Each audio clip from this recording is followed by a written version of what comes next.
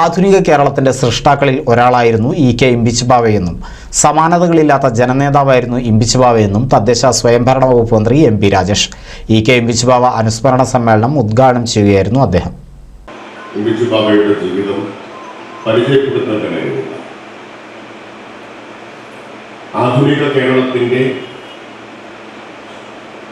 സൃഷ്ടാക്കളിൽ ഒരാൾ,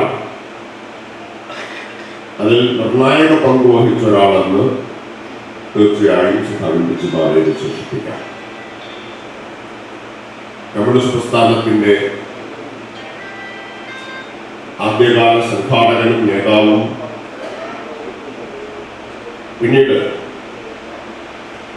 മന്ത്രിയും എം.പിയും എല്ലാമായി പ്രവർത്തിച്ച അനേകം മേഖലകളിൽ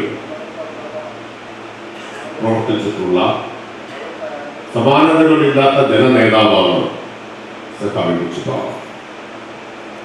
കമ്മ്യൂണിസ്റ്റുകാർ ജനങ്ങൾക്കിടയിൽ എങ്ങനെയാണ് പ്രവർത്തിക്കേണ്ടത് എന്നതിന് ഒരു പാഠപുസ്തകമായി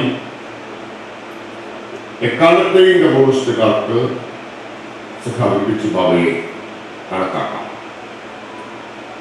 ജലാശയത്തിലെ മത്സ്യം പോലെ എന്നൊക്കെ പറയുന്നത് അക്ഷരാർത്ഥത്തിൽ കമ്മ്യൂണിസ്റ്റുകൾ ജനങ്ങൾക്കിടയിൽ എങ്ങനെയാണ് പ്രവർത്തിക്കേണ്ടത് എന്നതിൻ്റെ പാഠപുസ്തകമാണ് അദ്ദേഹം.